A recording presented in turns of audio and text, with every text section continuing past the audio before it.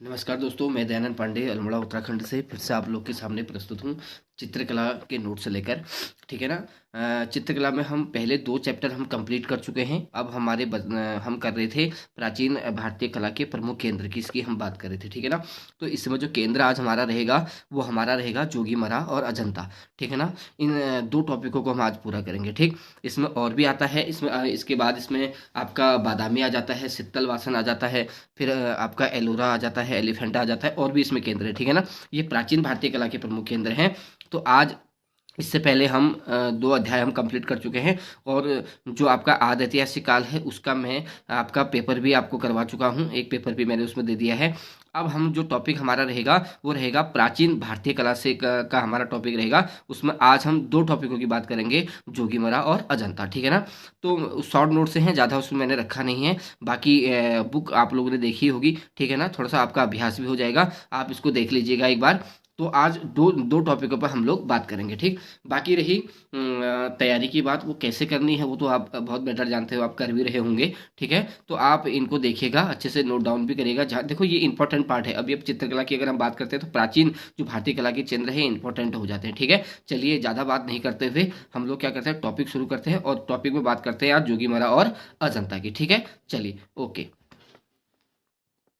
कर रहे थे आपके भारतीय प्राचीन कला के प्रमुख केंद्रों में। आज हम बात करेंगे जोगीमरा की। जोगीमरा से शुरू करेंगे। जोगीमरा और अजंता, इन 2 टॉपिकों में हम आज बात करेंगे। तो हम शुरू करते हैं जोगीमरा की गुफा से। ठीक है ना। तो जोगीमरा की जब हम बात करते हैं तो सबसे पहले तो क्या है, जोगीमरा छत्तीसगढ़ सरगुजा रियासत एमपी में है। तो इसमें जो पहला क्वेश्चन है वो है कि भारतवर्ष में भित्ति चित्रों का जो निर्माण का काल जो आरंभ हुआ वो जोगीमरा से ही उसको माना जाता है। जोगीमरा गुफा है मौर्यकालीन 300 ईसा पूर्व की गुफा है। जोगीमरा गुफाएं हैं अजंता गुफा से पहले की ये गुफाएं हैं। जोगीमरा गुफा किस पहाड़ी पर है, तो ये रामगढ़ की पहाड़ी पर है। जोगीमरा की वह गुफा जो नाट्यशाला कहलाती है, ये कहलाती है सीता वेगड़ा। ठीक है ना। एशिया की सबसे प्राचीन नाट्यशाला भी इसको कहते हैं। इसी में आपके जो आपके ये रामगढ़ की पहाड़ियाँ हैं ना, उन्हीं में ये 2 गुफाएं आसपास में है। एक तो है सीता बोगरा, दूसरा है सीता लांगड़ा। ठीक है ना। ये याद रखिएगा। फिर अगला है उत्तर रामचरितमानस का मंचन होता था तो सीता वेगड़ा में होता था, क्योंकि नाट्यशाला थी। और जो रामचरित की हम बात करते हैं तो ये भभूतिकृत एक इन्होंने भभूति ने ये इसकी रचना करी थी। ये एक बुक है। तो इसका जो मंचन होता था वो आपका सीता वेगड़ा से ही होता था। ठीक है ना। जोगीमरा की प्रतिलिपि तैयार की थी आशित कुमार हालदार और आपके क्षेमेंद्र गुप्त ने की थी 1914 में। ठीक है। फिर अगला क्वेश्चन इसमें आ जाता है, शुतनुखा और देवनीन का प्रेम प्रसंग का वर्णन भी होता है। मैंने आपको बताया ना, जोगीमरा के आसपास में 2 गुफाएं हैं तो उसमें से इनका वर्णन भी उसमें मिलता है। ठीक है। फिर अगला है गुफा की जो माप है वो 10 फीट लंबी, 6 फीट चौड़ी और 6 फीट ऊंची है। गुफा चित्रों का विषय जो है वो जैन है। और जोगीमरा से प्राप्त चित्र को आशित कुमार हालदार ने कितने खंडों में बांटा, तो ये 7 खंडों में इन्होंने इसको रखा। तो मैं 7 खंडों में से आपको थोड़ा थोड़ा इन खंडों के बारे में बता देता हूँ। अगर आप सुनते सुनते इनको नोट डाउन भी कर लीजिएगा। ठीक है ना।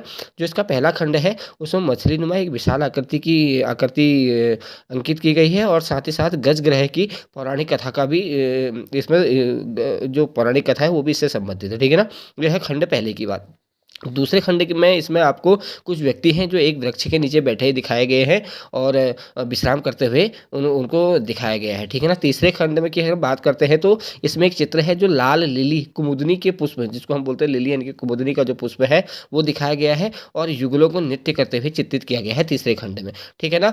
चतुर्थ खंड की जब हम बात करते हैं तो इसमें बौने आकार के जो बौने आकार के जो मनुष्य हैं उनको चित्रित किया गया है और उनके सर पर चोंच बनाई गई है। ठीक है ना। और 5वें खंड की जब हम बात करते हैं तो इसमें लेटी हुई स्त्री को दिखाया गया है। इसके चारों ओर कुछ लोगों को गायन वादन करते हुए दिखाया गया है और साथ ही साथ कुछ लोग हैं जो पालती मारकर बैठे हुए हैं। ठीक है ना। फिर अगला जो खंड है, छठा खंड, इसमें जो चित्र है वो प्राचीन ढंग से रथों जैसे चैत्यों का अंकन दिखाया गया है। यानी कि कहने का मतलब है कि चित्र हैं जो वो प्राचीन ढंग से बने हैं और रथों जैसे चैत्यों का अंकन इसमें दिखाई पड़ता है। 7वां खंड जो है ये ग्रीक रथों के समान भवन इसमें बनाए गए हैं, तो ये 7 खंड है, ठीक है ना। इसमें एक क्वेश्चन मैंने और रखा है, ये रखा है मैंने, विंसेंट स्मिथ ने जोगीमरा की गुफाओं को माना है, तो ये उन्होंने माना है पहली शताब्दी ईसा पूर्व का, ठीक है ना। ये तो रहे जोगीमरा के क्वेश्चन आपके। अब हम आ जाते हैं अजंता वाले में, ठीक है ना। अजंता की जब हम बात करते हैं तो हमको इसका पता होना चाहिए, इसकी जो स्थिति है वो है महाराष्ट्र के औरंगाबाद में ये आ जाता है। नामकरण की बात करें तो अजिष्ठा नामक ग्राम के आधार पर इसका नाम अजंता रख दिया गया है। सर्वप्रथम देखा था वेनसांग ने। देखिए, अगर अजंता की गुफाओं की हम बात करते हैं ना, अजंता की गुफाओं में फिर बहुत सारे लोग आ जाते हैं, ठीक है ना। इसमें आपका सिर्फ वेनसांग ही नहीं आते हैं, इसमें हम रॉबर्ट गिल की भी बात करते हैं, ठीक है ना। बहुत सारे लोगों की हम इसमें बात करते हैं, उस पर मैं अभी डीप इतना जाऊंगा नहीं, वो आपके पास बुक होगी, आप उसे पढ़ लेना, ठीक है ना। तो अगला क्वेश्चन हम बोलते हैं कि खोज जो हुई थी 1819 में जॉन स्मिथ ने की गई थी, ठीक है ना। 1843 से ही हम बात करते हैं। देखो, कोई 1819 में उन्होंने खोज कर दी थी, लेकिन 1843 तक इस पर किसी की नज़र नहीं गई थी, ठीक है ना। रॉबर्ट गिल आते हैं, फिर उसकी प्रतिलिपियाँ तैयार करते हैं, बहुत सारी चीज़ें उसमें होती हैं, ठीक है ना। तो रॉबर्ट गिल का नाम भी इसमें बहुत ज़्यादा आता है, और इसकी जो प्रतिलिपियाँ हैं, कितनी बनाई, कितनी बच गई थी, वो सब कुछ आप जब थ्योरी पढ़ रहे होंगे तो आपने पढ़ा होगा उसको, ठीक है ना। अजंता अनुकृतियाँ सर्वप्रथम तैयार, देखो रॉबर्ट गिल की मैंने बात करी, रॉबर्ट गिल 1847, 48 बोल गया था मैं, सॉरी, 1847-48 ऐसा ही वो दशक था, ठीक है ना। तो अजंता के भित्ति चित्रों की रचना किस राजवंश में हुई, तो जाहिर सी बात है गुप्त में ये हुई है, और गुफा बनकर तैयार जो हुई है ये 850 वर्षों में तैयार हुई है। और बौद्ध धर्म का इतिहास देखो इसी से आता है। अब देखो, बौद्ध धर्म की से संबंधित ये गुफा है, बौद्ध धर्म यानी कि बुद्धि के संबंधित जातक कथाओं का इसमें वर्णन किया गया है। तो बौद्ध धर्म का इतिहास ये इंपॉर्टेंट पुस्तक भी हो जाती है, पूछ देता है कभी कभार कि बौद्ध धर्म का इतिहास किसने लिखी, तो आपको पता होना चाहिए लामा तारानाथ ने लिखी। ये तिब्बती थे ये, और तिब्बती होने के तिब्बती विद्वान ही आप इनको मान सकते हो, ठीक है ना। अजंता के सबसे प्राचीनतम चित्र है 9वीं और 10वीं गुफा में। फिर उसके बाद आ जाता है सबसे बाद में जो चित्रित गुफा है वो है आपकी पहली गुफा, ठीक है ना। लामा तारानाथ ने बौद्ध चित्रकलाओं की शैली बताई है 3, ठीक है। लामा तारानाथ ने बताई है 3, ठीक है ना। अजंता की कुल गुफाएं हैं 30, और अजंता चित्रकला का माध्यम जो है वो है आपका टेम्परा। अगर टेम्परा ऑप्शन में नहीं आए तो फिर आप फ्रेस्को विधि रख सकते हो, लेकिन एक चीज़ याद रखिएगा, जो फ्रेस्को विधि है वो शुष्क में होती है, ठीक है ना। इसमें 2 आ जाती है, फ्रेस्को विधि और ब्रूनो विधि करके, ऐसे 2 विधियाँ आती है इसमें। तो जो आपकी फ्रेस्को है ये शुष्क भित्ति में ही होती है, ठीक है ना। रंग का प्रयोग किया गया है यहाँ, वो खनिज रंगों का प्रयोग किया गया है। अजंता में नीला रंग को एक नाम से जाना जाता है, उसको बोलते हैं लेप्सी लाजूली, जो मंगवाया जाता था ईरान से और अफगानिस्तान से। अगर ईरान ऑप्शन में ना हो तो अफगानिस्तान भी आप मार सकते हैं, ठीक है ना। तो फिर अगला है इसमें, अजंता का फैलाव जो है वो 600 गज में है। कितने गज में? 600 गज में, ठीक है। अगले क्वेश्चन की हम बात करते हैं, तो इसमें अगला क्वेश्चन है, अजंता यूनेस्को धरोहर कब घोषित किया गया, तो 1983 में अजंता को यूनेस्को में रखा गया। अजंता के भित्ति चित्रकारी में सतह तैयार करने के लिए जो तकनीक अपनाई गई है वो है चावल की भूसी और गोंद सहित गाय का गोबर, ठीक है ना। फिर इसमें और एक अगला क्वेश्चन जो दिया है वो है अजंता पीला रंग, ये भी बहुत पूछता है इस क्वेश्चन को, संख्या के भस्म से ये तैयार किया जाता था। अजंता में परिप्रेक्ष्य का किस रूप में प्रयोग हुआ है, तो जाहिर सी बात है काल्पनिक परिप्रेक्ष्य में इसका प्रयोग हुआ है। फिर अगला है, अजंता की सर्वप्रथम बनी प्रतिलिपियां कहाँ प्रतिष्ठित हुई, ये क्रिस्टल पैलेस में हुई। देखो 30 अनुकृतियां तैयार करी थी उन्होंने, मेरे ख्याल से 25 अनुकृतियां इसमें जल गई थी, ठीक है ना, क्रिस्टल पैलेस में आग लग जाने के कारण। तो ऐसे ही 5-6 अनुकृतियां बची हुई थी, ठीक है ना। फिर है, अजंता में क्यूरेटर की नियुक्ति हुई थी 1908 में, और 3 कलाओं का संगम है अजंता। देखो अजंता की जब हम बात करते हैं तो ये हम इसको तीनों कलाओं की हम बात करते हैं, ठीक है ना। इसमें आपकी चित्रकला भी आ जाती है, मूर्तिकला और वास्तुकला, तीनों कलाएं ही इसमें आ जाती हैं, ठीक है ना।